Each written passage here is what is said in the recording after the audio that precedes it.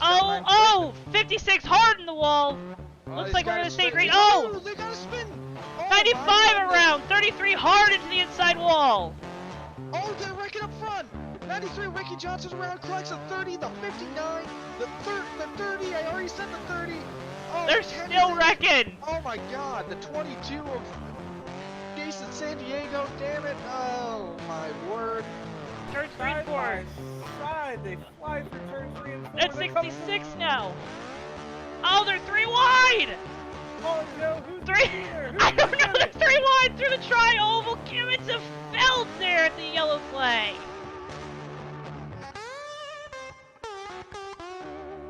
For the lead, the 77 goes to the inside, doesn't have the run there. Goes back outside, he's going to try to have the momentum through turns 3 and 4. Peaks to the inside, it's going to be a drag race down the front straightaways. Callum rolls around. It's going to be at the line, it's so close. Merslack wins it.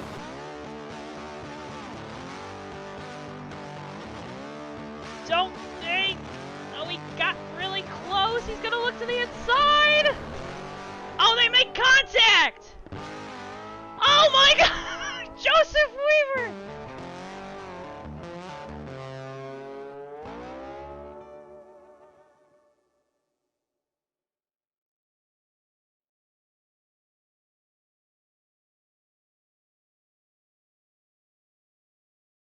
Live from the Michigan International Speedway, JTN is proud to present the HOBO Racing NXS Series. Hello, folks. My name is JoeTowNetwork. Alongside me tonight, it's the one, the only Richard Collette. Ricky, welcome once again to the booth. I know you enjoyed Talladega yesterday, made the flight up here with me to the Michigan International Speedway, and, well, we're going to have a great showing for the fans at home. What do you say? Yeah, I think we will, Joe. It's been a crazy weekend so far. Talladega back-to-back Friday and Saturday. Now we ended off on Sunday with Michigan at HOBO Racing League. As everyone could see from the little opening crawl there, the last time we were here with HOBO Racing was their Cup Series, and that had quite a wild finish with Keith McLean coming to sneak through a last lap wreck to win the race.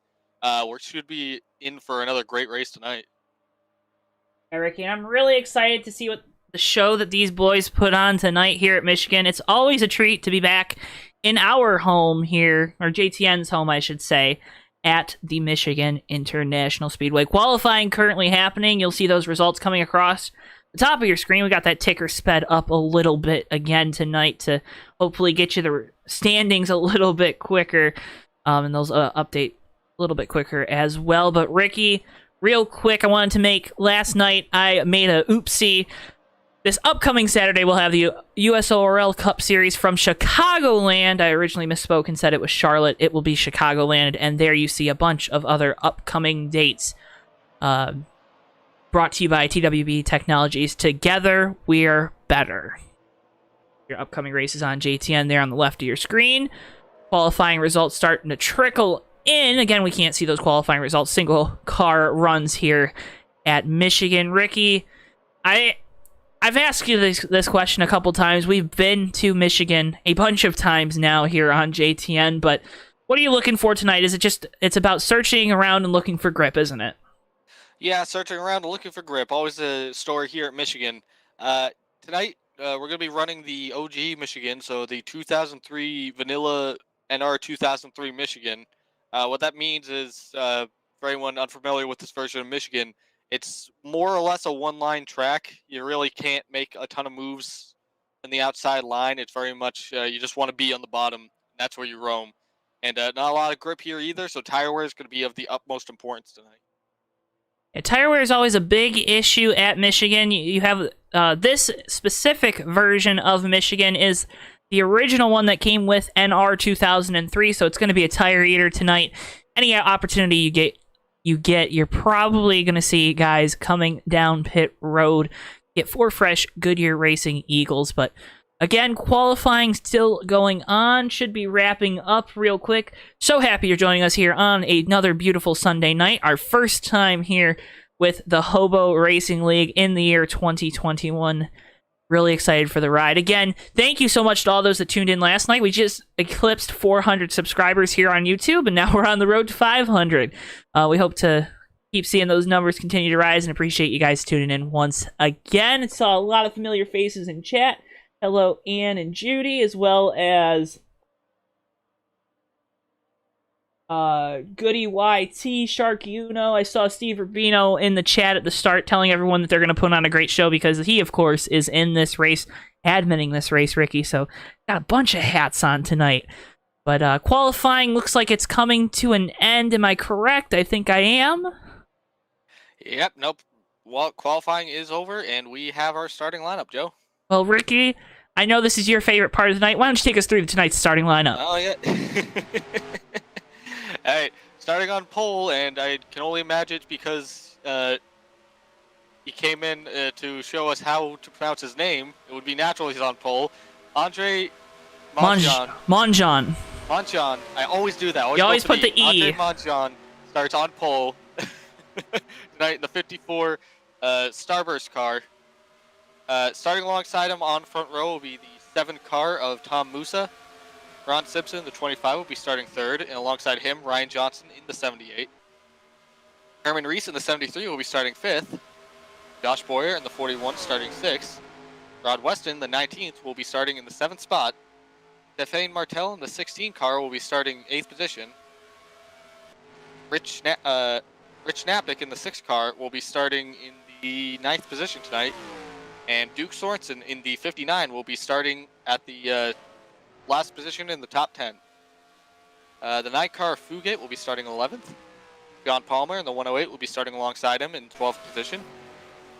Steve Rubino in the 21 will be starting 13th.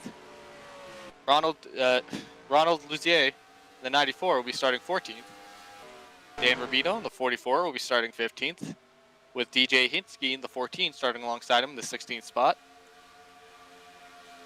Andre Rayom in the 34 will be starting 17th, with Manny D in the 710 alongside him in the 18th position.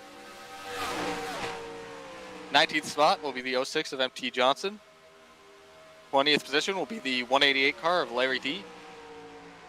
The 87 of Benoit Plouet will be starting 21st tonight. Keith McLean in the 28 will be starting 22nd. Keller in the 57 car will be starting in the 23rd spot tonight. In the 24th spot will be Ricky Bumbleow in the 85. Bushrod in the 17 car will be starting the 25th position. And Rob Heath will be starting at the tail end of the field tonight in the 38 car. And tonight should be about 26 cars, Joe. Pretty good field for a Sunday night Michigan race. Actually, it might be... Oh, wait, no, my bad. Actually, 2 more. Richard Fenkel and Jeff Sakenis actually round out the field. So 27, 28. 28 cars tonight, Joe.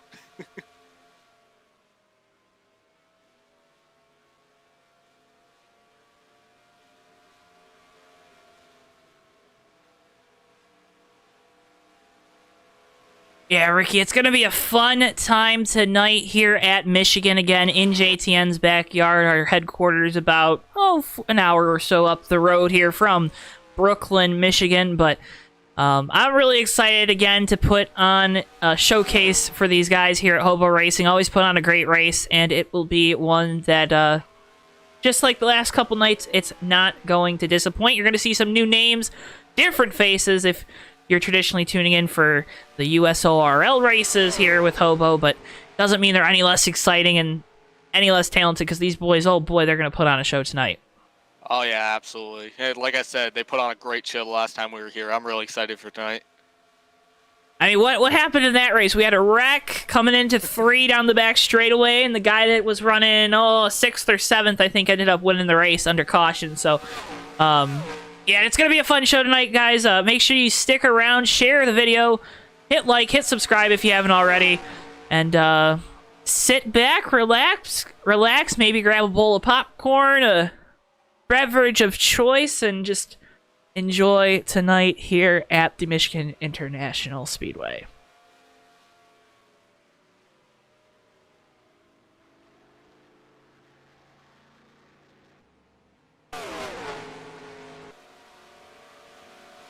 Quick note, friend of the broadcaster, Dan Rubino here, Bino in the 44, You're going to see coverage of this other league, the TMP Racing League, as well as the ASRA on JTN. Well, Dan Rubino won last week in that league. His first win over there at Kansas. As he makes contact with the 94 car of Ronald Lucier. But Dan Rubino, Bino winning a race last week. Really proud of that 44 crew. After they had a heartbreak at Nashville here on JTN about a month or so ago. What does that do for a driver, Ricky? Getting a win after not having a win in a while. Oh, it's fantastic. You know, it feels like you broke the seal, and then the sky's the limit after that. So, you know, he's probably putting his best foot forward right now after that win. Really, probably he's just out here thinking he's going to win again.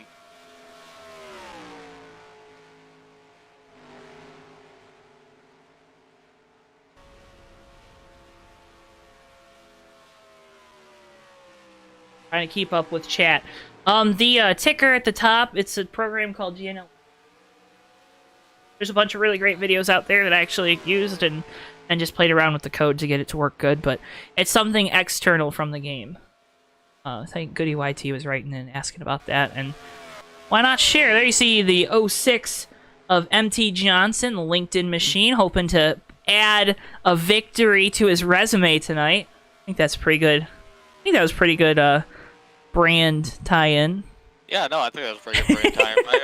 There was smoke coming out of my ears. I was trying to figure out a LinkedIn pun, and I couldn't think of one. LinkedIn. Oh, brother. Big wreck at the end of pit road. Okay, we're ready to go.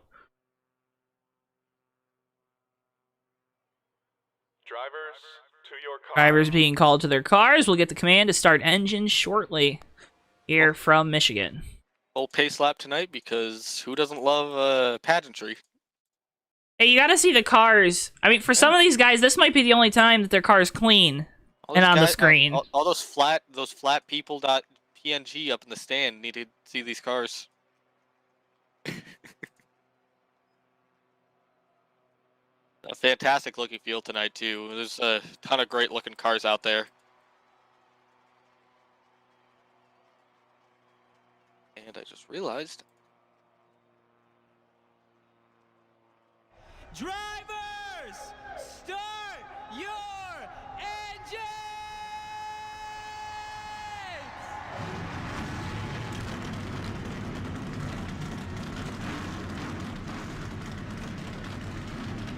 Here we go. We got the command to start, and the cars are rolling off of pit road coming into turn 1 here.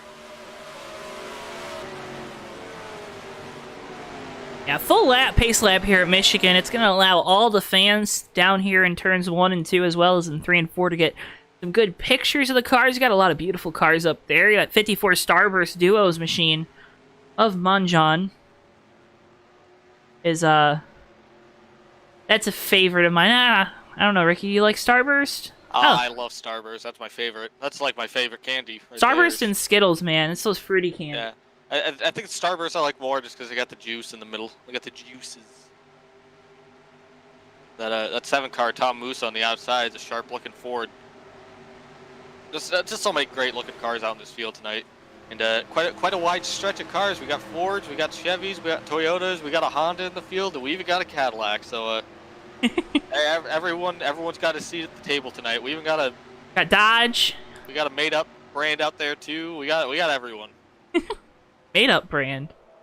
One of the cars, I'm not sure. Well, you know. Gotta get that money somehow. Pace field making their way through turns 3 and 4, getting ready to go racing here at Michigan. Again, thank you so much to everyone tuning in, and we are ready to put on a show. 28 drivers, but there's only going to be one winner tonight here at Michigan. Down into the start zone we go. Green flag, and we're racing from Michigan.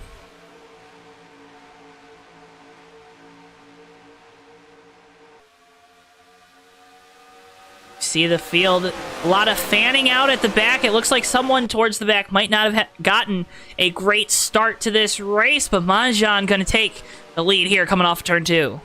Yeah, and you know, that's what we've said before in these broadcasts, Joe, at Hobo. They usually don't do passing until off of turn 2. So usually they'll kind of filter out to single file and then get racy as soon as they hit the backstretch here, just to make sure everything stays orderly.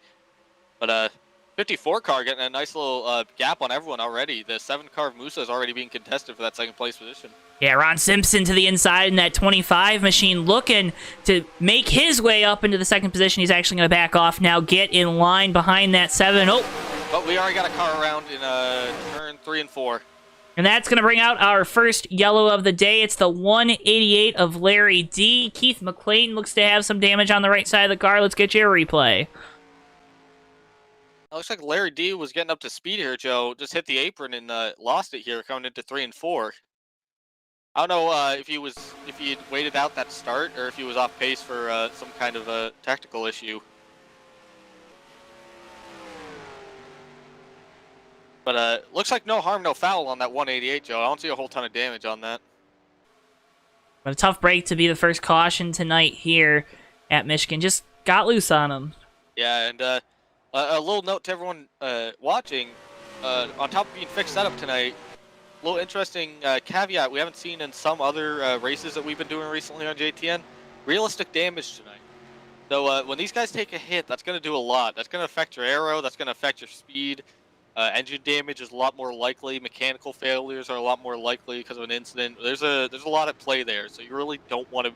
A place like Michigan, where you're pushing 200 plus going into turn 1, you really don't want to be the person to test out how far realistic damage goes. Yeah, I don't think you want to push those limits too early here, Ricky. Want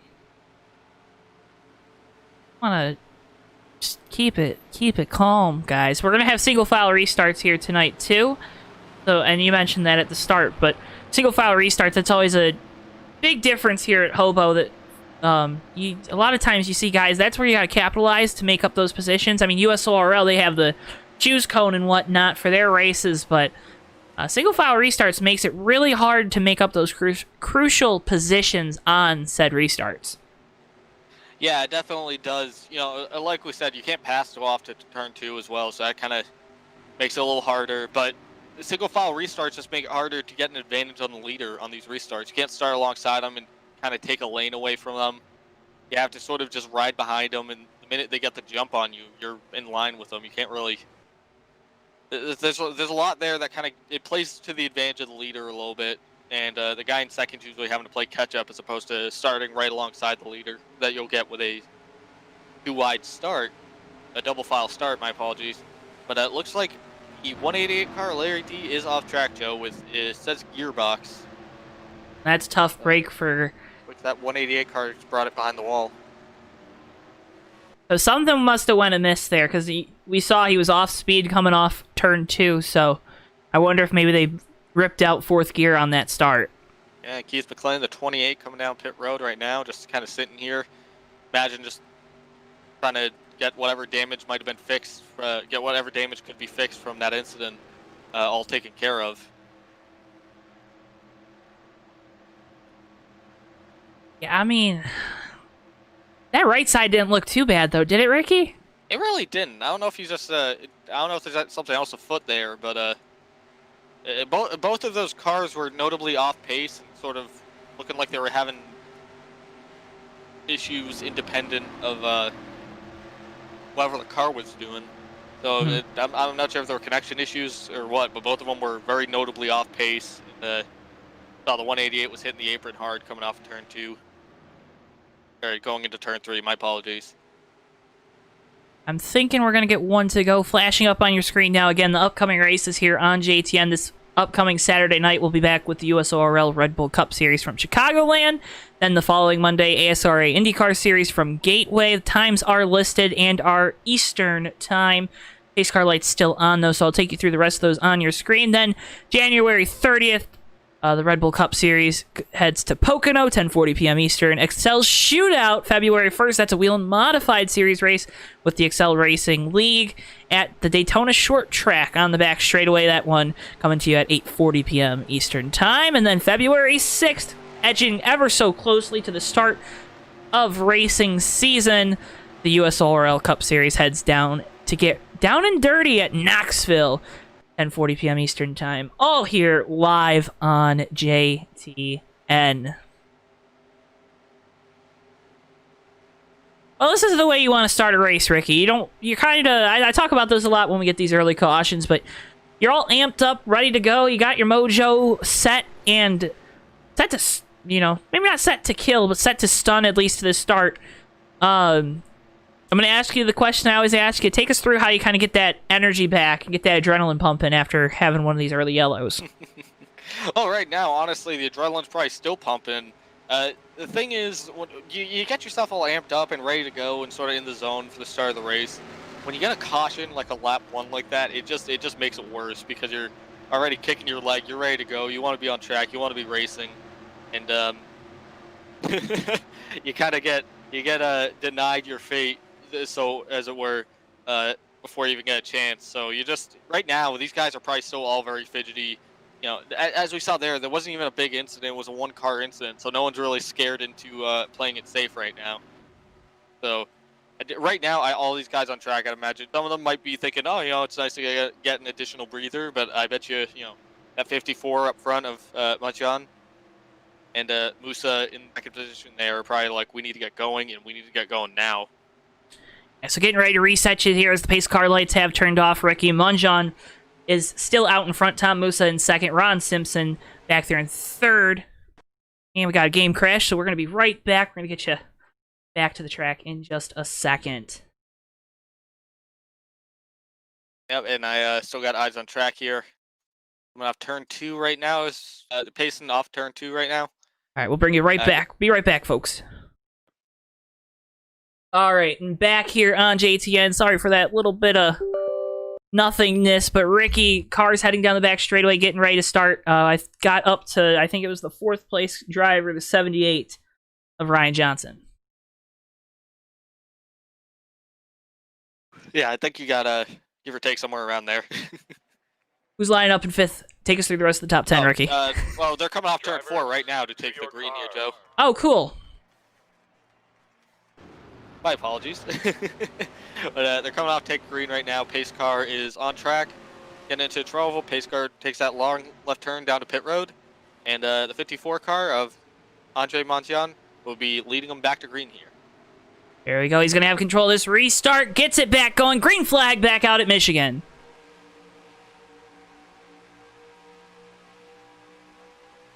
Get the 28 of Keith McLean still having some issues. Came down pit road again as they came to green there. So 28 off track for the moment. And that's a tough break. Keith McLean, we talked about it, won the Cup Series race here last year. Keith McLean is out of the race, Joe. That is. Bought a whole new house just so his pedals wouldn't slide around on the floor, so that's definitely a tough break for him and the whole 28 crew. Hope he tunes in, though, so he can hear that little tidbit. But they pretty orderly here coming off turn 4. Oh, he's got another yellow. Yep, and it's the 38 machine. This is that manufacturer that we don't know what it is. Apple Doors. Oh, yeah. Oh, sorry. I thought you meant the sponsor for some reason. Almost looks like a Buick. Maybe. It's Rob Heath, though, in the 38. Let's get you a replay.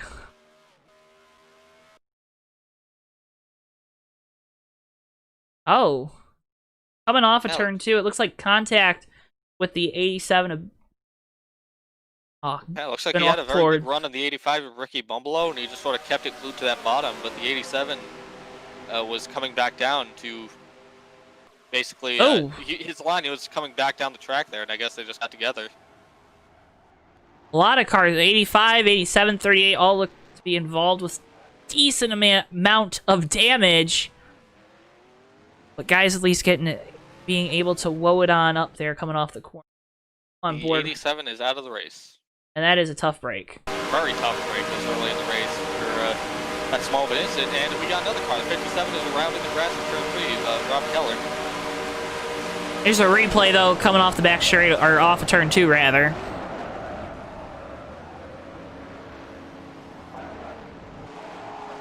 It just looked like the two of them got together, just very different ways that they were taking the line there, and just ended up coming together. Very, very unfortunate this early in the race to be out of it, but looks like that damage was enough to end the 87's night. Well, again, realistic damage, so... And I think the 87 probably could have kept going if the thing was still under power. I don't know if his car was still under power at that point when he nosed into the wall there, but sometimes it's just, you take stock of it for a minute, and if it seems like it's killed, sometimes you just get it off the track. You saw what happened with the 57 push rod getting into the back end as they were catching the field. But so that whole thing about being antsy, Joe, I think we kind of saw it a little bit there. But again, the leaders faced with the same issue, is that we really haven't gotten a green lap yet. We're 10 laps into this. This is really this has got to be driving those guys crazy right now, because they've got all this hype build up, get rolling here to be ready to make a charge for this race, and they're just kind of stuck back here, roll around behind the pace car doing 55. Well, now you got to be thinking, if you're a guy towards the back, Ricky, we're an eighth of the way through this race. I mean, you're starting to lose time with these early cautions, because it's 3 or 4 laps that you're just running around in position. And problem is, too, is that it's a little hard to make a guess on exactly how much time you're losing right now, too. Just because the way that these races usually go is that you don't really, you see what kind of times everyone gets in happy hour and practice and all that, but you don't really know how they race on track, or who lends the best to driving in traffic. You really don't know how you're going to handle around a lot of these guys. You don't know if you have an advantage over them or disadvantage, or what you basically have to do to play your race out in your favor. You don't really have any of that knowledge yet, because you gain that all from racing these guys on the track. So if you're in the back right now, you really don't know what's going on. You could be, could be incredibly easy to pass these guys, or it might be incredibly difficult, but you really don't know while we're just sort of pacing around here and getting these 1-lap bursts. So it almost makes it's almost worse than knowing that you're too slow for these guys, because at this point there's just that uncertainty.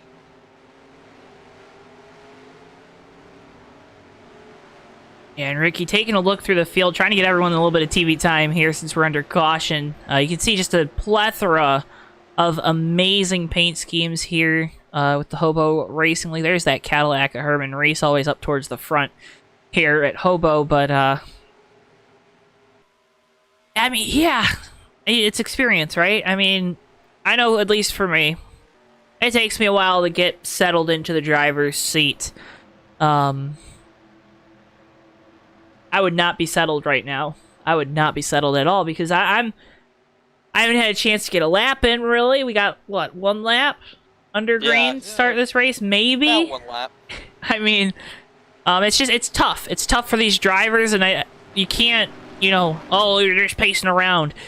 Yeah, maybe it's not hard, physically. You don't have to do a lot of turn the wheel, but mentally, now you just got everything running through your head. Okay, I saw what this guy did on that restart, and I don't want him to do it again. If you're Tom Musa lining up second, or Ryan Johnson lining up second, you saw that 54 of Manjan. He got a great restart that last time and was able to pull a couple car lengths. You don't want him to do that again here. Yeah, you definitely don't want him to do it again here, but the problem is, what can you do? When you're, again, with the single file restart, you're just rolling behind him. He gets to dictate the start. All you can do is kind of hope that you're quicker on the gas pedal than he is when they get that green flag, but there's a very big advantage to being the leader in a single file restart.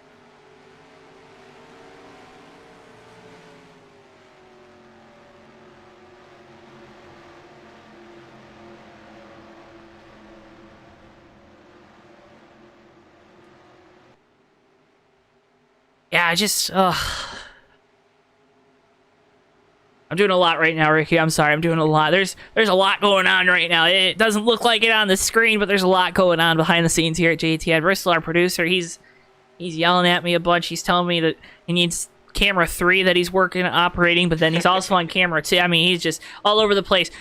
Pretty much the same as we lined up last time. Ryan Johnson moved up to 3rd. It looks like that 25 of Simpson, those two just traded spots on that restart, so won't take you back through that, as Manjan's again going to have control of this restart. Looks like that 7 of Musa hanging back a little bit here.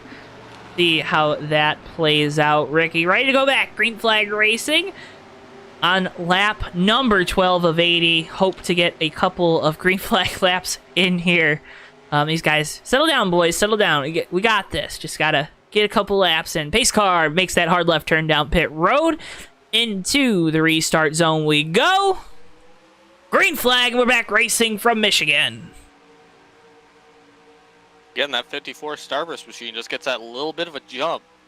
Helps them kind of just spread out a little bit on the rest of the field here. We'll see if it holds as we get a few laps in, as that 7 kind of gets his footing. We'll see if he can make a charge at him. Well, I'm watching the 78 of Ryan Johnson behind him. Made a lot of ground up coming off a turn, coming through turns 1 and 2. That 78 car looks really good through the center, and he now looks low of Musa here into 3. Not able, though, to get that nose to the inside. Yeah, and another big thing here about Michigan, Joe, is that it's kind of hard to race people on that first lap just because of cold tires. These cars are relatively loose. Certain versions of Michigan, usually you'll be looser depending on what you're doing. But usually cold tires are not great here. So in that first lap, it's kind of hard to get a run on anyone. But as soon as they warm up here, you'll see the 7 car will start wrapping around that bottom. You actually just saw Ryan Johnson take the higher line going into 1 and 2 there, and Ron Simpson immediately jumped on him down low. That I think it's really going to be a low line kind of track that you want to be running tonight. Yeah, but that low line is going to eat those tires up, Ricky.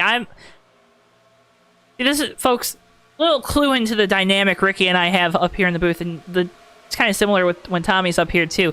I'm very, very, very, very, very, very, very, very, very, very conservative with the way I'm driving. So I'm probably one of those guys that's trying to keep it up high, save the tires, conserve a little bit. Ricky's always thinking about how to press the attack button and get to the inside and make a pass, like Ron Simpson's trying to do down the back straightaway. I don't know about that, Joe. That USRL race last night, I lost the pack because I was laying back. And I spent the entire race one lap down. You still ended up on your roof at the end of it, Ricky. I still ended up on my roof at the end of it, but to be fair, I was not racing. But Tom Musa here, he's definitely racing. He's starting to track down this 54. Hasn't let him out of his sight yet. As the 78, Ryan Johnson actually prevails on that race with Ron Simpson. Musa's really starting to make a charge on this 54. Manjan. We keep doing that all night. Okay, we got told how to say it right. And if you're, real quick note to anyone that races in these events here, and even if you're in chat, if we ever pronounce your name wrong, it's your name. Tell us we're doing it wrong because we're striving to be the best that we can. I always tell my brother, because I know I have a tricky last name, that if there's ever announcers for his basketball games, make sure he tells them how to say it right. Ricky and I had this conversation before. Hey, letting you into the production meeting, but Manjan continues to lead here at Michigan. And Ryan Johnson made a hard charge back at the 7 car. Tom Musa got right on his back bumper there going down the straightaway. Just didn't have anywhere to take it. We'll see if he can make another charge. Set him up for the pass here. But for the moment, it looks like he's also having to fight off that 25 of Ron Simpson, who's now under fire by the 41 of Josh Boyer. Josh Boyer, another name we're used to seeing at the front of these races in that 41 machine. Avid golfer. So that sponsorship, obviously very fitting for him on that 41 car. I am not even going to try to pronounce that name. Maybe I'll ask him if he's up here in the top 3. At 78, looking to the inside of the 7, and he cannot make it there, but you see it. You can see how Johnson's setting up the 7 right now and how he keeps getting that run. He's getting his fender like all the way down to that white line, and letting a little clean air on his nose. But more importantly, I think it lets him diamond the turn the way that needs to be, the way that the grips are set up at this track. He just gets a big run on that 7 of Tom Musa coming off the turn, and here he comes. He's making a charge going down the straightaway, Joe. Yeah, he's looking to the inside, got out to that rear wheel well on the 7 of Musa. I'm assuming this 78 car, he's going to make another aggressive dive down into the bottom through turns 1 and 2. Move that 78 Buffalo Wild Wings machine up to the 2nd place. Ryan Johnson takes it over. Now he'll start the pursuit of the 54 of Manjan. Yeah, Johnson making good use of the wings on the side of that car. He is flying right now.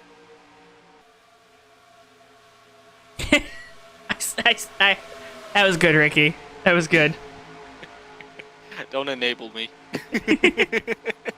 Well, we got another battle here, Joe. Looks like Josh Boyer's coming to the inside of Ron Simpson. He's got Herman Reiss coming with him.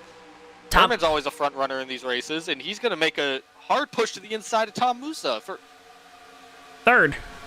Yeah, for third position. Josh Boyer making a hard charge here. Going to try leapfrogging 2 spots. He's going to pull it off. And he's going to pull it off coming off of turn number 2. Oh, not. And Reiss wiggled just a little bit coming off the turn. Almost got to the side of Tom Musa there, and he recovered it nicely.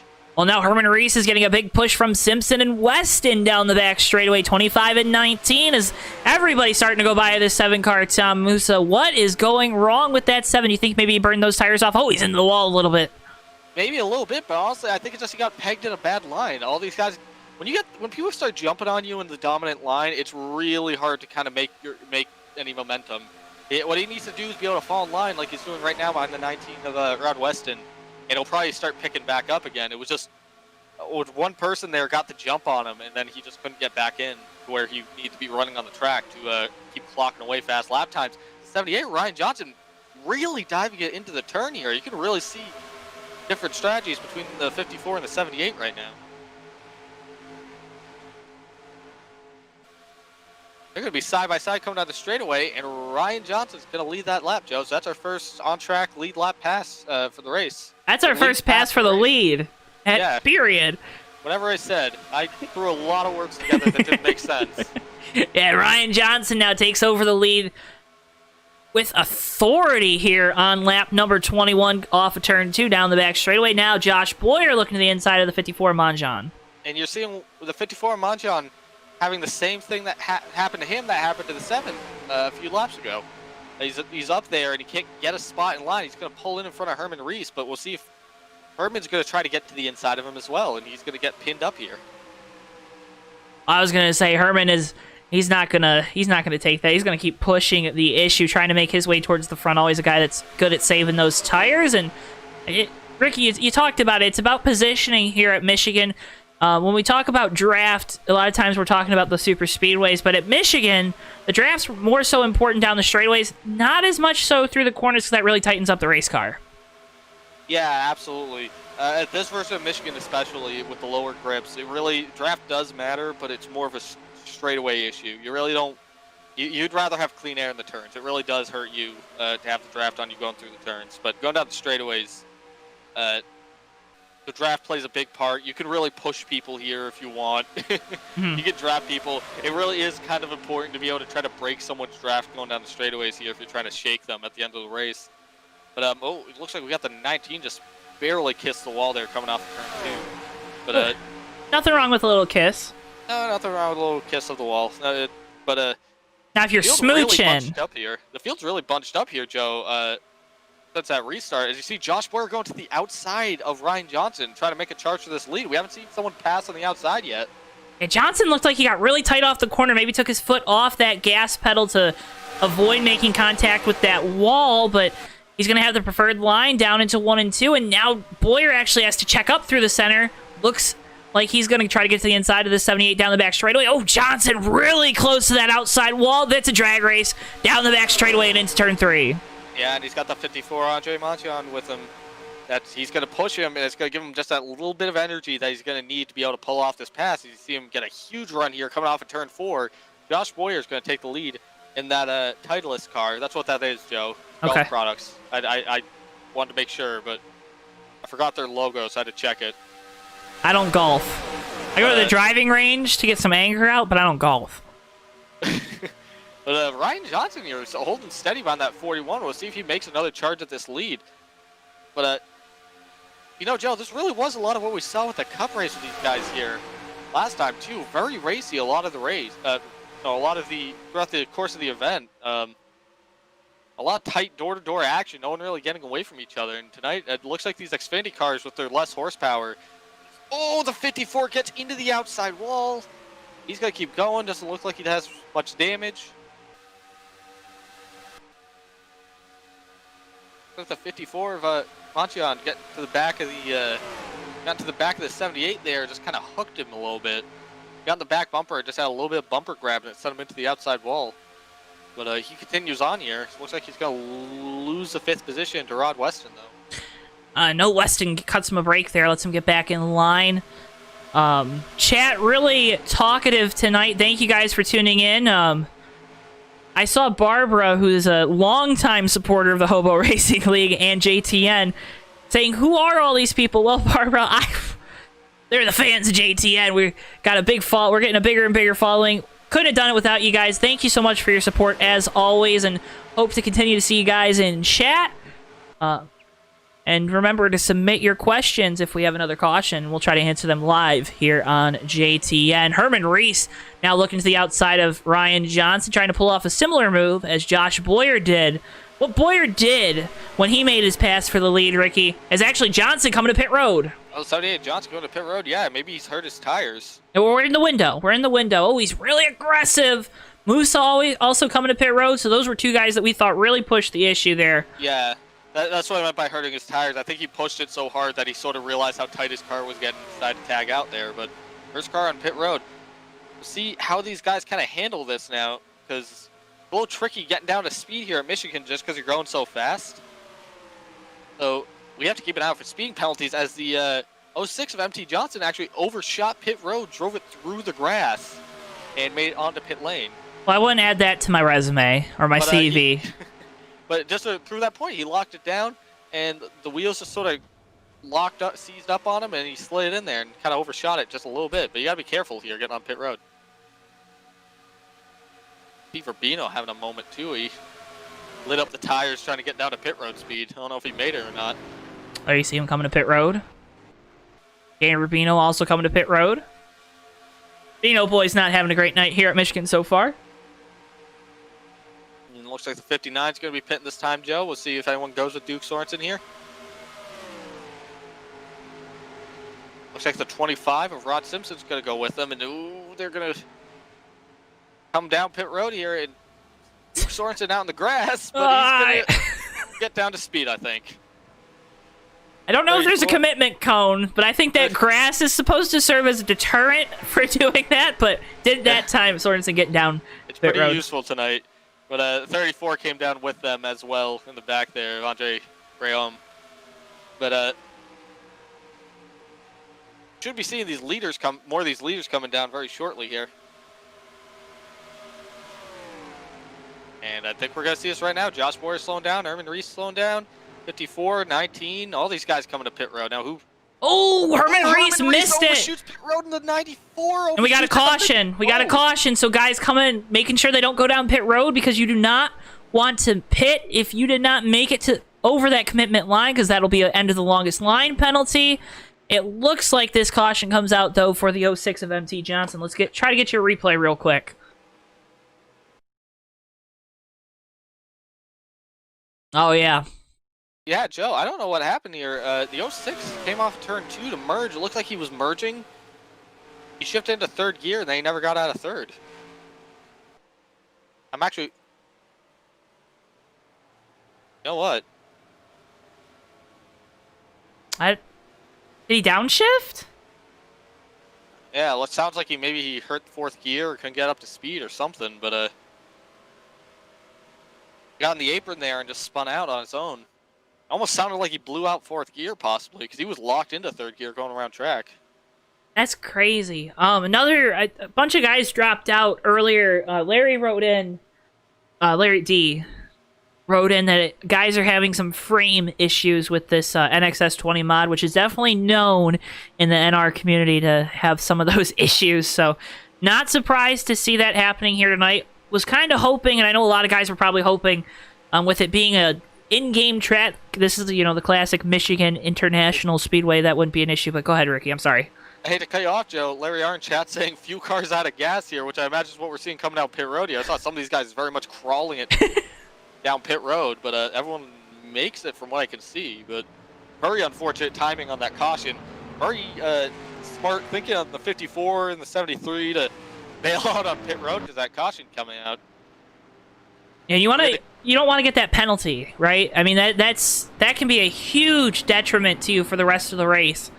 Well, if you pit there, really all it does is it just puts you to the end of the line, but it's just, you don't want that hot potato. It's better to sort of stay out, because also people have already pitted. We're going to have to see where everyone is, because as of right now, the 7 was a lap down, I think, because of the way the stops came, excuse me. See if he's still going to stay a lap down, but a few of these cars were the way this pit cycle went, the guys that came earlier and already pitted were probably a lap down or very close to being a lap down. So they're going to have to take a wave around to expect everyone else to pit. Yeah. But, and they're going to be in the back of the line anyway. So bailing on pit road just means you got to stay up front here and pit on the lead lap and not even have to worry about wave rounds or anything. Well, that just, it's going to shake things up. This 34 looks like he's coming to pit road here. Yeah. And last time by, scoring said the 6 of Rich Napick was the leader. I don't believe that's still the case, so we'll see what happens when they come across the line here. But, 78 at Johnson coming to pit road. That's he's probably got the lucky dog, so he's going to come down, top it off, get 4 freshies real quick. Yeah, that's not a bad idea. We'll see as they come across the line here. The 34 of Graham is in 18th position, so yep, taking the wave around. Okay, so he's taking the wave around. He's 21. Oh man. The 21's good. 44. So Ron Simpson in the 25 is the first car on the lead lap right now, followed by Duke Sorensen, Rich Napick, Ronald Lucier, and Herman Reiss. So we got a few cars taking a wave around. This is a tricky part when you got a caution right in the middle of pit stops that absolutely, especially in NR, just absolutely decimates the scoring to the point where you can't follow what's going on. Well, it's frustrating too, especially if you're one of those guys that pits at the top of the cycle, right? I mean, yeah, now you feel like you're behind. I mean, you can't come down and top off on gas if you're a lap down. But a guy that's definitely smiling because of it, because he came down just before that caution. So he's, even with these guys, it's this 25 of Ron Simpson and the 59 of Duke Sorensen. Yeah, it's not a bad place for them to be right now, just because of how quickly the caution came out. They're really not going to be at a disadvantage with tires. The 78 going around, presumably to get his lap back.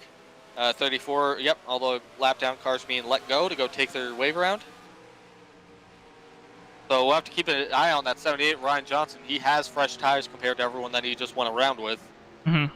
So that's going to play into his favor, but now he's in the back of the field. That's the other thing, too, with these pit stops. Him stopping early just took that entire front running position he had and put him right in the back of the field. So frustrating when that happens, too, but... Yeah, it's not much you can do.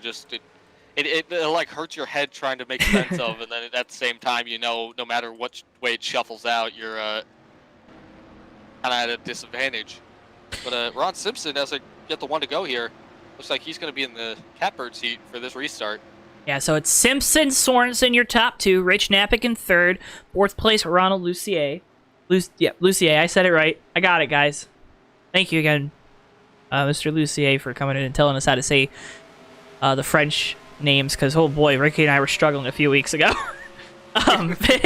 Fifth place, Herman Reiss. Sixth, Jeff Stekenis in that 31, Michigan boy, trying to get a win at his home track. 16 is Stéphane Martel there in seventh. Eighth is Dion Hinsky in the 14. Ninth, it looks like the one away to Doug Palmer and Andre Monjan. Back there in 10th. Saw D7H5 in the chat. That's Davey Hazard. You can hear more from him right here on JTN as part of the Fake Racers podcast, where Davey and I talk about all the news in the racing world. Check it out right here on the JoeTowNetwork YouTube, as well as on Spotify. To find out more, head on over to our Facebook and Twitter pages, linked in the description below, or check them out for yourself, again, right here on the JoeTowNetwork YouTube page. Pace car makes its way off turn 4. It's going to make that hard left turn down pit road. There it goes. I got really scared that it wasn't going to do so there for a second, Ricky, but it did. Ron Simpson, though, leading Duke Sorensen into the restart zone. That 59 right up on the back bumper of the 25. Here we go. Green flag. We're back racing from Michigan. Duke Sorensen gets a great restart there, stays right in touch with that 25 car. He's going to be in a great position coming off of turn 2 here to make a charge with that lead. It looks like these top three have really separated themselves from the field right now, Ricky. Yeah, they definitely have a huge gap on these guys right now. What happened, though? We're going to have to get a look at that. Oh, we got a caution. We got a car on the wall. 7 is upside down in turn 2. We have a caution, big wreck. There is a lot of smoke out the window right now. Tom Musa. Oh, Josh no! Boyer. Oh. That's what happened, folks. Oh my goodness.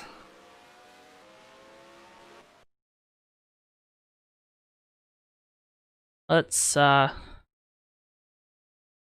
It's like, wow, there's a few things that happen here, Joe. All right, well, let's go back to the initial start, because that's what's going to really be the chain reaction for what happens here. Looks like the 94 Ron Lucier was trying to get a good run here. Just spun the tires, then took the 31 Justin Kennis with him. These guys kind of all got bottled up. That was the first incident. Then the second incident, it looked like Josh Boyer was trying to kind of charge his way through the field, weaving through these guys as they slowed down. Oh, we'll go ahead here to Boyer. Yeah. Where is he? 41. There he is. And it looked like he was charging up on cars that were way off pace compared to him because he stuck through the field.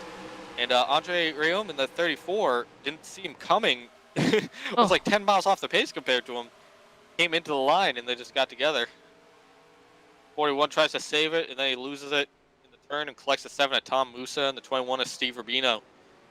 Very unfortunate for all three of them. Just some of the faster cars on track. We just saw the 7 and the 41 up there making a charge for the lead. Got fired back because of the caution. Here's the onboard with Steve Rubino in the 21. There you see the 41 kind of hits that apron a little bit. Causes him to go around, then that 21 getting into the 7's what sends it up and over on its roof. Just a hard lick there for Tom Musa and the 7 Haas machine. Yeah, to explain to everyone watching why that first spin didn't constitute a caution, this is they're doing in-game caution. So the NR 2003 will declare a caution. It hasn't like own criteria for what counts as a caution, but usually if you go off the racing surface at a lot of tracks, it won't throw it. And I think the 94 and the 31, because it was spinning around in the grass and on the apron, it didn't want to throw it. So we were still under green flag conditions that entire time after that restart incident. And there was the visor cam from Musa, hearing that he got out of the car okay, maybe a little shaken up, of course, but they got that car back down on pit road. They were working on it right now. We'll see if he can get back into this, but that 7 Musa machine car looks like it is very, very beaten up. I don't know if they're going to be able to get that back on track, Joe. The whole right front is down in the ground. I'd think all the folks at Musa Machining are probably thinking to themselves, oh boy, I don't think we're going to see our company logo out on track anymore tonight, because that's a lot to fix, Ricky. Yeah, very unfortunate for that entire 7 team. We really, they really were a great, and they're off track right now. They really were some of the fastest in the field tonight, and very unfortunate to see them out this early.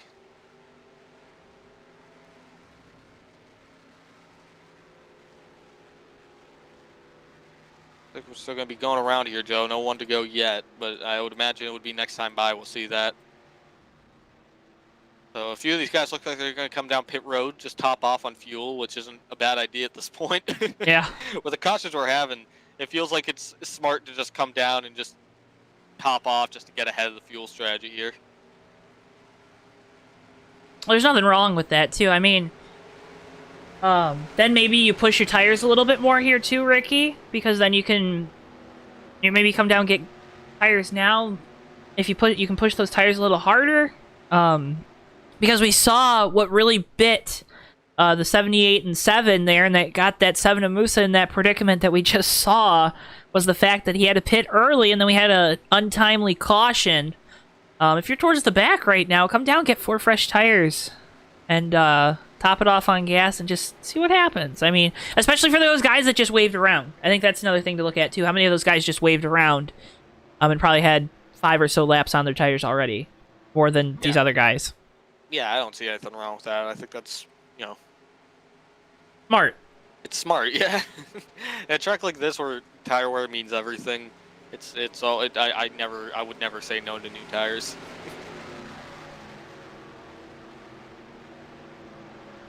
Well, let's pay some of the bills real quick, Ricky. Thank you so much to the HOBO Racing League. You can find out more about HOBO Racing at their website, linked in the description below. That's HOBORacing.com. Find out more, and you can also see all the champions from 2020 and see the schedule for their events, running races Sunday nights, Tuesday nights, and Thursday nights. HOBO Racing, home of the mods. Pace car lights going off, so we'll be back. Green flag racing next time by, with the running order pretty much the same. So I'll keep going through my ad reads real quick. Producer Bristol wants me to make sure I get these in. Linked in the description below is our JTN Twitter and Facebook pages. If you have those social media platforms, why not head over to them? Our pages, give us a like, follow, and you can find out more about when we're going live and all the different content we offer here on the JoeTowNetwork. Those are the best ways, again, to support us, is to check out our socials. Be here on YouTube, hit like and subscribe, because that helps get our name out there and helps us continue to bring some of the greatest racing on the internet to you, the fans at home. You can also check out the JTN merch store. We got logo tees, hoodies, a lot of great stuff up on there if you want to help support us here at JTN as well. So you can check that out, linked again in the description below.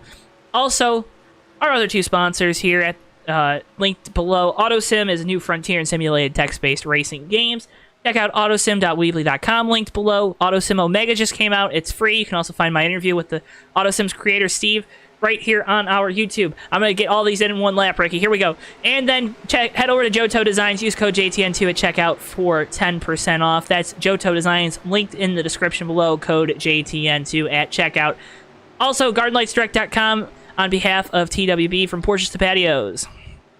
Get the lights that look the best. I forget the ad read, because we're coming to green, Ricky. We're coming to green. Ron Simpson leading them down into the restart zone. And here we go. Green flag, we're back racing from Michigan.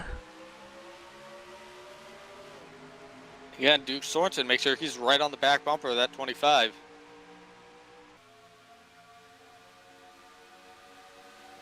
And the pack doing a better job there. We didn't see any major wheel spin. Made sure we had our spotters looking for that, but Simpson starting to pull away off turn 2. And Duke Sorensen looks like he's getting set up here by Rich Knappick in the 6th. Knappick getting a pretty good run coming out the turn. Looks like he's not going to be able to do anything with it, at least till off of turn 4.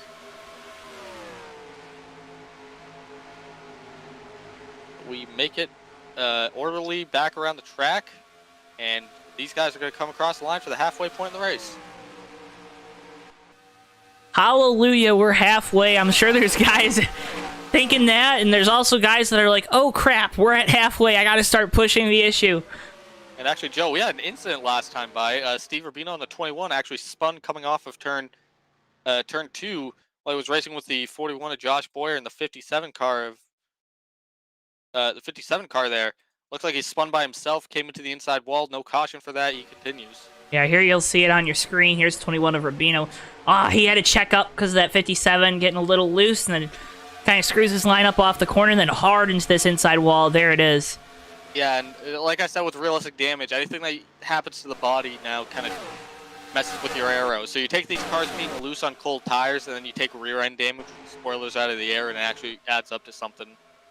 So I think that 21 just lost it coming off the turn. Just not enough air on that back spoiler right now.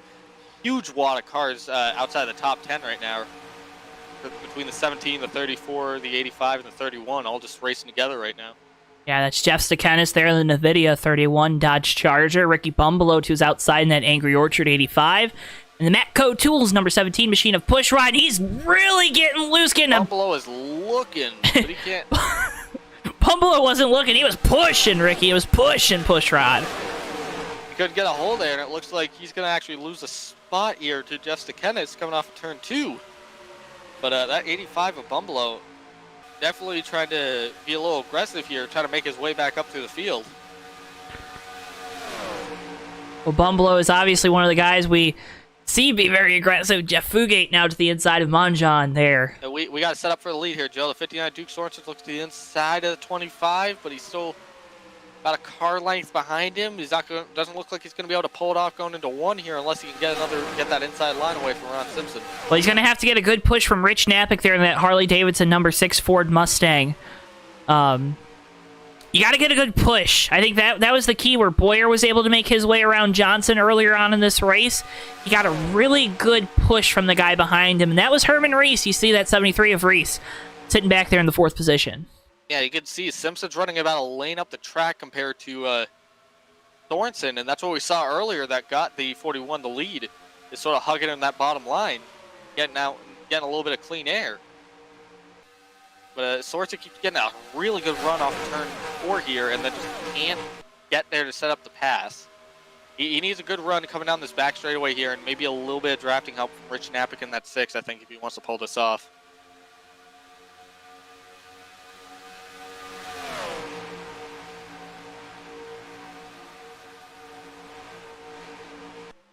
Continuing to watch the battle for the lead. Simpson out front, Sorensen 2nd, Napick in 3rd. 4th, it's Herman Reiss, and 5th, don't look now, it's that bright pink machine of Hinske. Yeah, DJ Hinske coming along in the only Honda we got in the field, so some of that Honda power is starting to make its way up there. But these top 5 cars are all just under a blanket right now, Joe. They're all within a half a second of each other.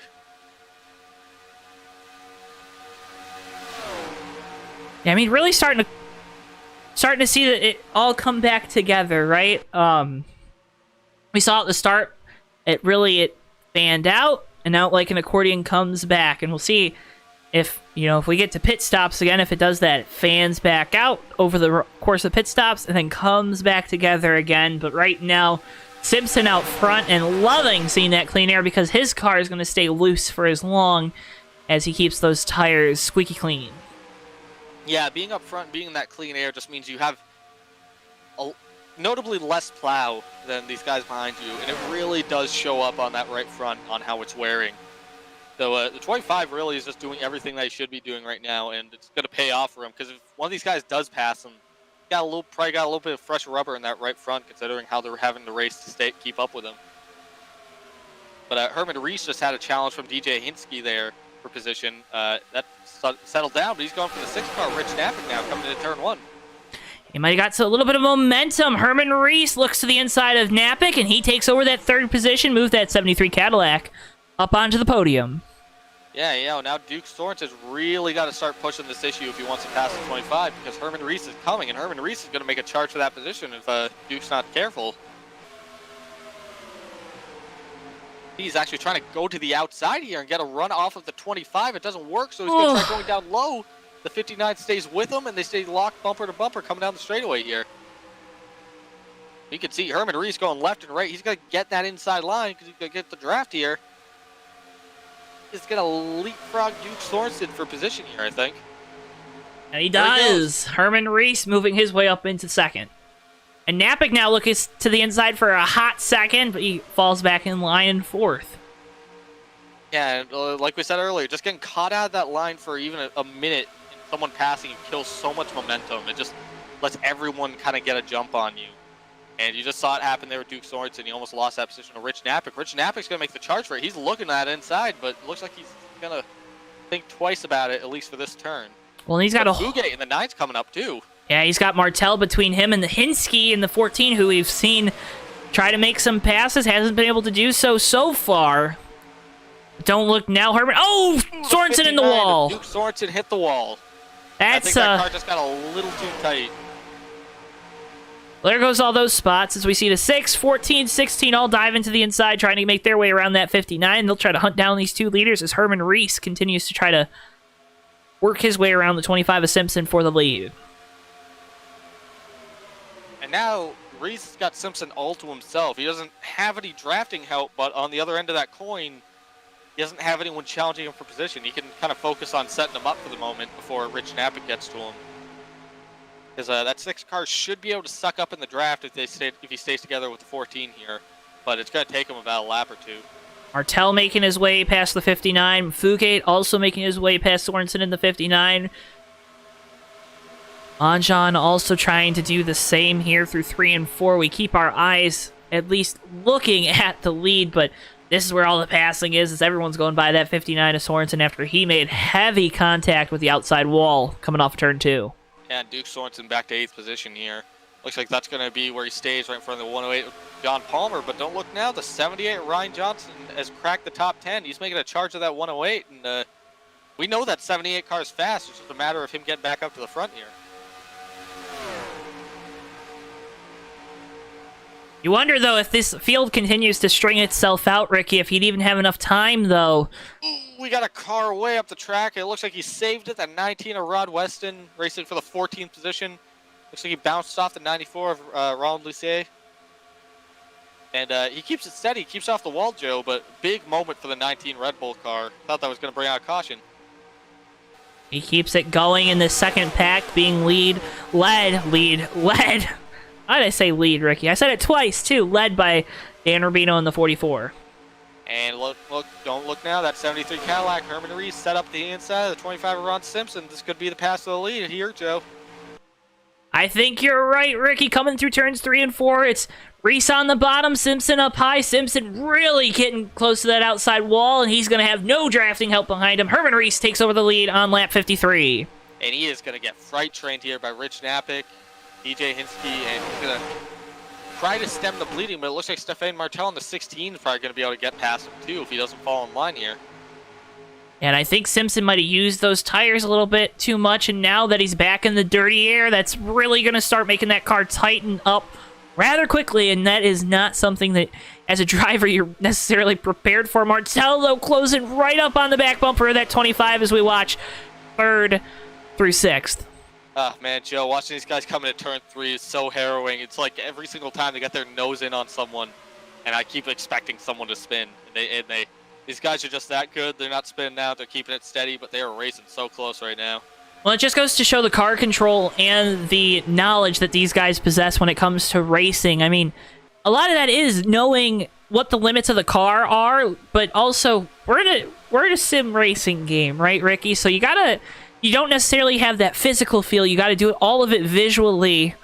So it's a testament to how well developed their skills are behind the wheel of these simulated racing vehicles.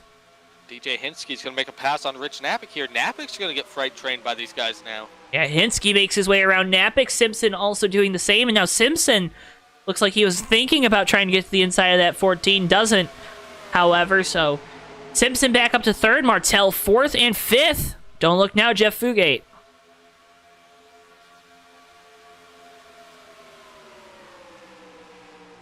One thing we haven't seen tonight yet, Joe, is a leader driving away a little bit, and we're kind of seeing it right now.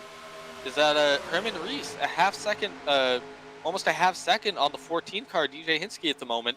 I don't know if it's going to hold just because of how the draft works here, is that these guys are going to suck back up. A lot of that came from those guys racing each other so tightly.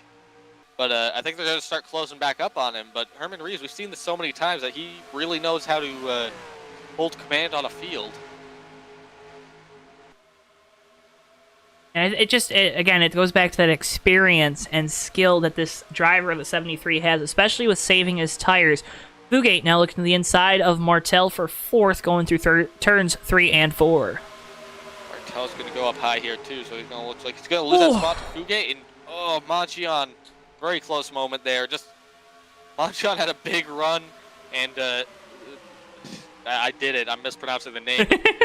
Manchion had a big run there, and he just sort of he met the 16 in a very bad spot there. You could have made that pass, but I think he thought better of it and decided to hang behind Stefan, make sure that either of them get into an incident, which is very smart driving by these guys. And Martel looked like he was going to try to make a move to the inside of that 9 of Fugate, thought better of it. Now the 9 car to the outside of Simpson. I think Simpson might be coming to pit road here, Ricky. Yeah, it looks like Herman Reiss made a declaration. He's coming down pit road, too, so I think it's drawing a ton of these guys. We got the 16 in the wall, but he keeps it straight. The Herman Reiss makes it down pit road. Ron Simpson does. Duke Sorensen's going to make it. So first 3 guys down pit road here, Joe. All really aggressive getting to that commitment line, but Hinsky takes over the lead as green flag pit stops begin for the final time tonight. And my apologies, Dan Rubino actually came down pit road last time by, but he came down by himself, so I didn't know if that was an issue or if that was coming in for pit cycle. So 44 technically first car on pit road as the 9 car makes a hard charge for the inside of here. Fugate, he wants that lead. Oh, and he takes it, Ricky. He sees what's his and takes it. Off of turn 4, Jeff Fugate to the lead for the first time tonight. 54, Mangion trying to get it. Whoa, down he will, and oh, that 54 probably had the nicest pit entrance I've seen all night. Came flying down there, Joe. Never locked up the tires once. It got right down to the pit speed flawlessly. So fantastic job by the 54 team. That should really help their on-off pit time. Herman Reiss, Ron Simpson, Duke Sorensen all coming off pit road. First of our leaders to come down pit road. Now first to exit. It's like the 9-car of Fugate going to be coming to pit road, as well as Hinsky this time by. We'll watch their entries here. They go. Do a good job. Now trying to get it. Whoa, down, buddy. Whoa, it down. And there he goes to the line. Looks like they're both okay. It looks like this whole second group here is going to make it down pit road with no issue, except for the 17 of Pushrod. Looks like he's around on the entry of pit road. No caution for that, though. Looks like he'll keep going, and he'll go down pit road. Looks like that 17 Camaro has some damage, though, Joe. Get you a replay of that real quick. It's like that damage might have already been there, Ricky. Nah, he nosed it into that Did inside he? wall pretty well. Oh, yeah. here we go. There it is. Oh, And, that's tough. Rich Knapik slowing down by himself. The lone man on track. Now, they're about 20 to go, Joe, so I'd imagine this is going to be the pit window here, right? To make it to the end of the race? Yep, they'll all be able to make it to the end. Fuel runs about 24 laps. That's about the midpoint of the run that we were hearing, and you'd have to assume that these guys know what they're doing. Guy that knows what he's doing, it's the 73 of Reiss. I think he's going to come off pit road with a pretty substantial lead here, Ricky. No, at the moment, actually, is Rod Weston in the 19. Looks like he is still in the lead. Looks like he might have stayed out for a couple laps there just to get that lead. Looks like he's going to slow down and come down pit road this time. But Andre Mangion made a big jump there in position. If Reiss takes the lead here, it looks like the 54 is going to be in that second position, followed by Ron Simpson. And it looks like Weston missed pit road there, so he's going to have to go around again. That is a tough break. We've seen that happen a lot. Oh, and the 59 of Duke Sorensen blew up, Joe. Oh, no. Coming down pit road, looks like no caution for it. Surprising, usually a parts failure will throw a caution, but Sorensen gets off track and he is off the racing surface, so all clear from the tower. Well, an absolute heartbreaker. Sorensen having a great run tonight here at Michigan, and just, well, it went up in smoke, Ricky. Yeah, very unfortunate. Mangion trying, and Simpson trying to chase down Herman Reiss here as I'm assuming the pit cycle has finally made its way through. Still a few more. 19's come down. Josh Boyer had to come down, and after that, Herman Reiss will take the lead here. All right, there we go. So Herman Reiss going to retake the lead on this pit cycle here.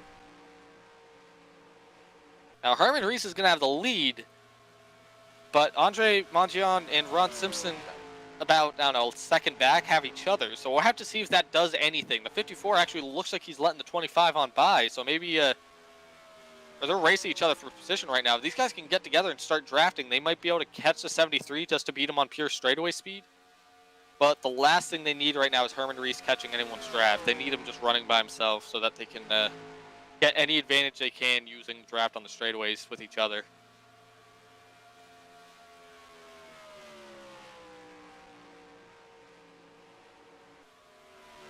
For the moment, it looks like pit stops are all set, Joe, and everyone's back on track and everyone's rolling. So we got no caution, we got green on track, and everyone should be able to make it to the end here. By rocking and rolling, trying to get to the end of this thing, all trying to chase down the 73 of Herman Reiss. Where have I seen that before? About a second-and-a-half gap between the 73 and the 25 right now. The 73 has no help. He's coming up on the 17 of Pushrod, which might give him a little bit of draft for a moment, but for the moment, the 25 and the 54 are bumper to bumper. So we'll see if that starts helping him out, if that starts paying off. I don't know if it's going to be enough, just getting that little bit off the 17, because I think that Pushrod in the 17 is probably down on power with that heavy engine damage after making contact with that inside pit wall. And Joe, look at that going down the straightaway. Going down the back straightaway, Reiss looked like he topped out about 193, and the 25 of Simpson looked like he topped out about 195, 196. So it does, that draft is definitely playing in, and coming down the front straightaway, very similar story, 198 versus maybe 196 for Reiss. Well, and there you see the gap, that 73, the focal point of your screen, but that blue and red and that bright yellow machine, those two trying to chase down our leader here. Yeah, and if I was and I think that this is all by design for these guys. You saw Montion move up the track a few laps back, kind of unexpectedly. I think he knew that Simpson had fresher tires, and that the best way that they're going to catch this 73 is if they're pushing each other. Like that 54 is on the back bumper of that 25, like he owes them money. So they're just going to stay. They've just been glued bumper to bumper, lap after lap here, and you keep seeing it. They're picking away every single time on his lap time. That time by, how many times did I just say time there? Time. They're about a second and 1 2/10 seconds back. 2 laps ago, they were about a second and a half, so they're very quickly cutting into this lead that Herman Reiss has. If they're going to come up on push rod at a very bad spot. Oof. That is not where you want to do that. This lap might lend to Reiss, but they're coming across the line here to 15 laps to go, so we'll see if Simpson's got enough to pull this off. Still, Joe, they actually closed in even more. Only 0.8 of a second back now. Well, and now they're going to be stiffing the draft off that 73. I wonder, though, these two, they've been running faster through the center of the corner. They might have used up a little more of those Goodyear Racing Eagles, Ricky.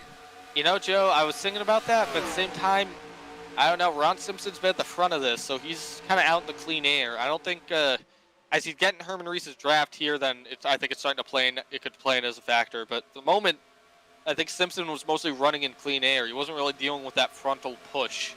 So I'm sure his right side actually probably looks pretty good, his right front. But these guys are right there, 0.4 of a second behind, Joe. I don't even know if that's going to matter at this point, these tires. They might just be able to leapfrog Herman Reiss at the rate they're going. Well, they're going to have to keep it up and keep it quick. The longer they're behind Reiss, the more momentum and energy that 73 car will get, which translates to speed. And if that speed difference isn't all that much, it's going to make it harder to pass that 73 of Reiss.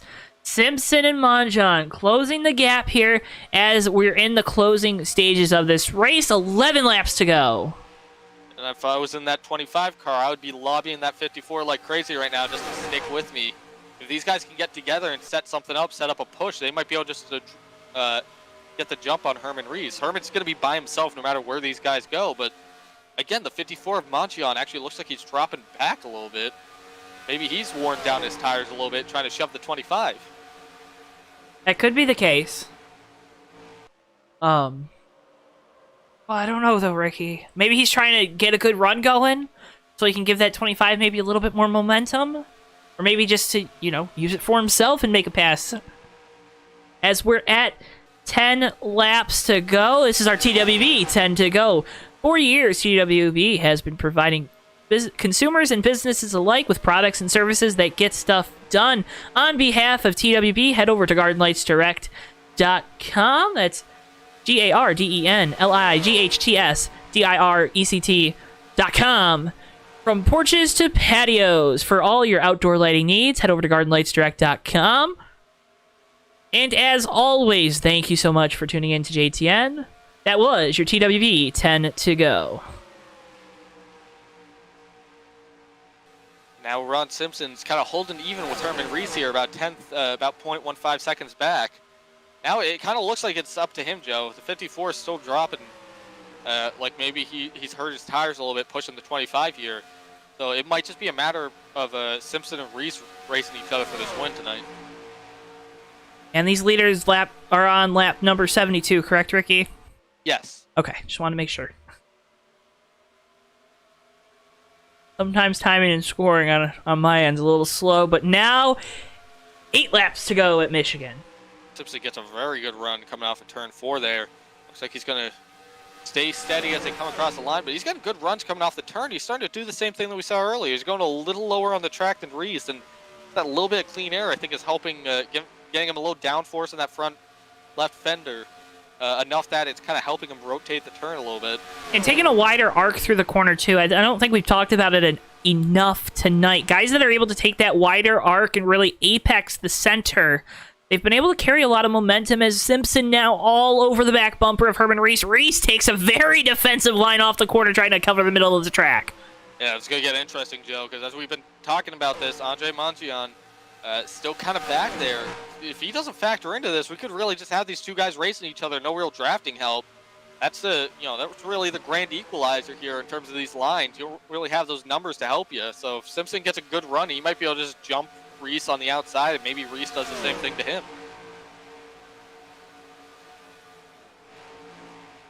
Well, do you think he's going to be able to do it himself? I mean, I just find it so hard because when you're in a 1v1 battle at the end of this race, especially with how wide Michigan is, it kind of, wide track people would think, oh, it doesn't give me enough, he can make a lot of moves. I think the opposite. I think it really bottlenecks the guy because he's kind of already showed all his stuff at this point. Yeah, I think so too. But like the 31 car, we got big smoke backstretch here. Yeah, the 31, Jeff Stekenis is off track, Joe. I wonder if he had an incident. Looks like he spun coming off the turn last time by. No caution because it was on the apron. Like, oh, Ryan Johnson had a hard shot to the outside wall. Came down into the 31 of Stekenis and just sent him full speed into the inside wall. Oh. So, very unfortunate end to the night for the 31 NVIDIA Charger. Well, just a tough break. We know this. A lot of his family was here as he's a native of Michigan, so tough break for the whole 31 NVIDIA machine and team. Yes, that's words. And Joe, as we're 5 laps to go here, Andre Mangion, I had to say it again just so I could pronounce his name right. It straight back into that lead a little bit, about 0.3 of a second back. So maybe, I don't know if he's hanging back or if he's just trying to fight a tight car right now, but he keeps kind of coming and going here. I wonder if he cooled his tires off a little bit. It could be plausible. That would be something that would be something that'd be going through my head. Hey, I don't think we're going to be able to get by this guy unless I can really push the 25, and I can't really push the 25 unless I got some cooler tires. So trying to close this gap on these top two, Herman Reiss and Ron Simpson. And, right now, Simpson being behind him, is he going to do the same thing that we saw Herman Reiss pulling a lot of people? Get up behind him, get that nose to the inside just so that you make him second guess taking that low line and then just sort of steal it from him, more or less. He's been doing, Herman Reiss, that 73 Cadillac's done a very good job of that all night of when he sets up the pass, just getting that nose barely to the inside of someone coming to the entrance of a turn.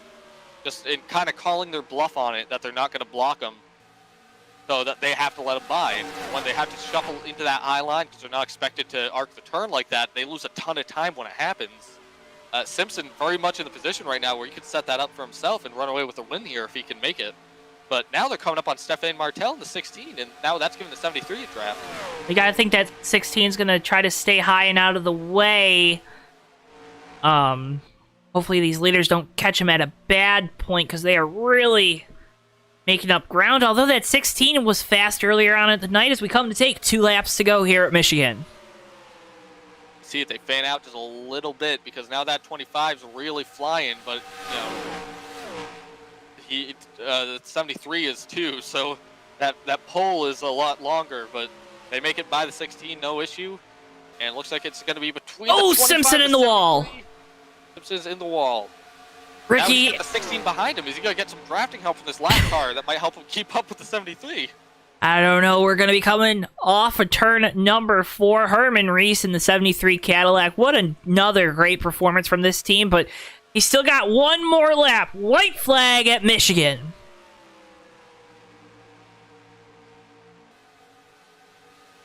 Herman Reiss about 0.3 of a second on that 25 car coming into turn 1 here. We'll see if they can close that up, but right now that's a pretty comfortable cushion. I think it's going to be too little too late coming down the back straightaway. Herman Reiss just got to keep it steady down here and into 3. I don't think that 25 is going to get that lucky break from the 73 that he's hoping for. Through turns 3 and 4, you'd think it'd be a Ford, you'd think it'd be a Chevrolet or a Toyota, but tonight at Michigan, Cadillac wins it. Herman Reiss wins at Michigan.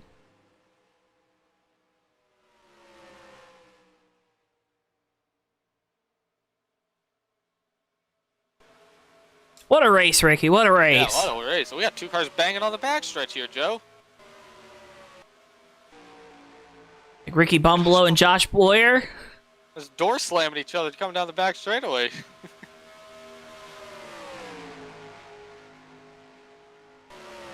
But Herman Reiss, he's going to take the checkered flag here, Ricky. Get a win for General Motors and Cadillac at the Michigan International Speedway. Yeah, good showing by those two. I think know Cadillac's actually based in Michigan anymore, Joe. I think they No. have headquarters in New York Yep, now. But, they're headquartered in New York City because... give them the win for the general, though, by and by. I'm gonna say the Renaissance Center is still downtown, so still counts. Burn it down, Herman Reiss. Alright, we'll move to our post-race coverage, interview our top 3 if they feel so inclined to join us here on JTN. Real quick, would like to again say thank you everyone for tuning in tonight. If you gotta head out, have a wonderful rest of your evening, but I do implore you to stay around. These interviews are always fantastic. Got one I know that's going to be really good is Herman Reiss. Always a great interview up here. We'll talk to Ron Simpson most likely as well, and we'll try to get Andre Manjan up here in the booth too after the conclusion of this race.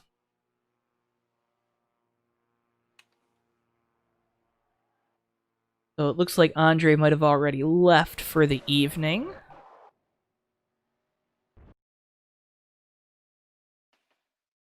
He did, so we'll only be able to interview our top 2 tonight. But Ricky, what a fantastic race. I mean... Yeah, what a great night it's been. You know, it's been a fun one. Lot different than what we saw the last Michigan race in terms of finish. Everyone's alive after this, but you know, Joe, it's just what a fantastic finish. These guys racing each other hard, racing each other clean, and it was like that all race. You know, it's great. It's great to see Herman Reiss get that win because as we saw last time we came here in Michigan, the Cup Series, he was leading and then lost it in that last lap big wreck. Mm-hmm. So just fantastic to see all around. I'm really, I think that was a phenomenal race.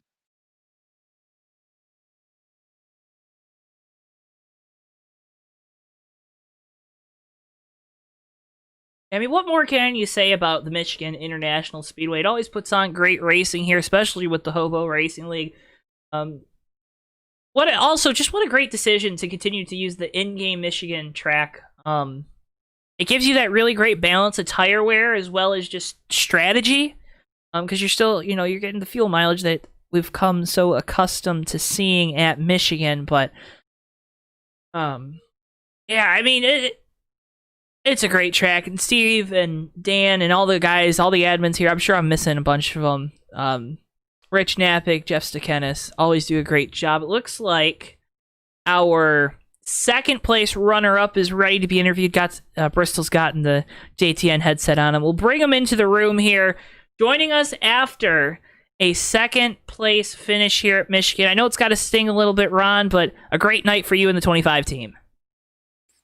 Yeah, it was. I like this track. I like this. I like these original tracks like this. I seem to do better on those. He kind of beat me on that last pit stop. He got a little better pit stop than I did, and I had to really push it to try to get back up to him and kind of burnt my tires off. Yeah, we saw that throughout the night. There were guys that decided, I don't quite recall in that first green flag pit stop where you were in regards to everybody else, in relation to everybody else, but there were guys that opted to pit on the front end of the cycle, some guys in the middle, and then there were a lot of guys that got lucky, tried to wait it out. I think you were one of the guys, actually, that waited it out a little bit and you were... I don't remember, man, but yeah, go ahead, take us through it. I ran pretty much the whole fuel run before I pitted each time. Okay. Yeah, so you took it to the end, and then ended up getting you that track position, that very valuable track position here at Michigan, because it looked like it was tough to pass out there. Was that kind of the case because of tires, or was it because of just, the lines that you had to take around this track? It's so much drafting here. You almost needed somebody behind you there at the end of the race. If I had a 54 car right behind me, I had a better chance of getting around Herman, but just a lot of drafting. And then once you got real close to the leader, you'd push pretty good. And Ron, again, second place finish tonight. I know it's not what you wanted to have. Love to hear that you love using these original tracks, because I think a lot of people don't appreciate them enough. But before we let you go, again, congratulations on second. Anyone you want to shout out or thank? Just Steve and Dan that run this league. They put a lot of time and effort into it, and we really appreciate it. And they don't get to hear it very often. I agree with that 100%, Ron. Thank you so much. Ron Simpson, driver the number 25. Have a great night. rest of your evening, and good luck as this season continues on. Thanks, guys. And Ricky, second place at Michigan, that is a great finish to have. But there's one guy out there, and he's always a hoot to talk to, always a great interview. I think I have to just give him the headset from now on instead of continuing to have guys run down there and hand one to him at the end of this race. Herman Reiss, driver of the number 73 Cadillac. I think this is win number 1 million or something this year, Herman. It's been a pretty good year. We're going to go ahead and move into a bigger shop. We were able to afford it this season after the winnings. Hopefully Uncle Sam doesn't take too much of it. Well, we saw a really great performance from you and the 73 team. Tire wear, though, we talked about it a lot during the broadcast. There's a lot of tire wear at this Michigan. Were you able to save the tires a little better than other guys? Was it just you didn't push the issue? What was it that really helped that 73 be good at the end of these runs?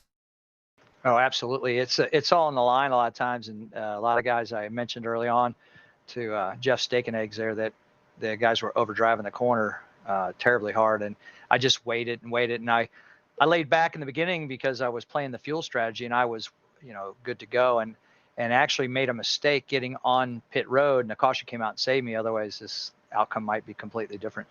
And then under our last green flag stop there, I completely made up for it and just absolutely nailed almost a perfect stop there, and that gave me the ability to get ahead of them. I could not believe it took them that long to catch me, and then when they did, I think Ron really had a shot. I was starting to get a tick tight, and he banged the fence, and I knew all I had to do is not make a mistake. It was fun. I love this track. It's one of my favorite tracks that we come and race every year. Well, the Michigan International Speedway is just one of the best tracks in the world, best facilities in the world, if you ask for my non-biased opinion. But Herman, what goes into just being so successful here at HOBO? Well, I would say you have to just have a lot of patience and know who you're racing against at times. As the Kenny Rogers song goes, you got to know when to hold them and know when to fold them. And sometimes you have to give more than you take. And there's also a great deal of luck involved. Folks, it's that simple. Know when to hold them, know when to fold them. Herman Reiss, again, congratulations on the win. Before we let you go, anyone you want to thank? Oh, absolutely. I always give Dan and Steve a hard time about this. I thank the Rubino brothers for putting on this circus we get to do every single week and have fun, especially during the times of the COVID, the made-up COVID. It's been fun. And you guys for coming on broadcasting. It's nice to see Ricky decided to join us tonight. And so you had at least the dance partner up there during the race. And I swear sometimes you guys got to get a microphone in there. You cannot believe how much fun we have, during the cautions and such while racing. It's just an absolute blast. And appreciate the drivers. It's that's what makes it fun. Well, again, congratulations on the victory tonight. Good luck next week and as the season rolls on here, and go get another one of those championships. Thank you. 10-4 with that. I'll look forward to talking to you soon. You guys have a great evening. Thanks, buddy. Herman Reiss, driving number 73 Cadillac. Always a great interview up here on JTN after a race. Ricky, real quick for everyone at home, sum up this race, 3 words. You always give me these. Well, it's 3 for Dale and words, so. 3 for Dale. Okay, 3 for Dale. Michigan is fun. How about that? That was a hoot to watch, beginning to end. I really enjoyed that. The draft played beautifully into it, and we just saw tight racing all day. I loved it. I thought it was fantastic, and I'm glad that we got to see this track again in action, because it's always a riot when we see it. For sure, Ricky. And thanks to all the drivers for coming out tonight and racing. Thanks to all you, the viewers at home, for taking some time out of your Sunday night to come watch us here at JTN. I showed you those race broadcasts. You can catch us out next time this Saturday night, United States Online Racing League Red Bull Cup Series, 10:40 p.m. Eastern Time from Chicagoland, not Charlotte, Chicagoland. I misspoke last night. I'll make up for my errors, but Ricky, thank you so much for joining me up here in the booth. For everyone at JTN, thank you so much for watching. Again, hit like, subscribe, comment on the video. Thanks for all those in the chat tonight. But For Bristol, our producer, for Ricky Collette, I've been Joe Towansky. Thank you so much for tuning in to JTN. Spread peace, love, and happiness to all those that cross your path. And we will see you next time right here live on JTN. So long for now, everybody.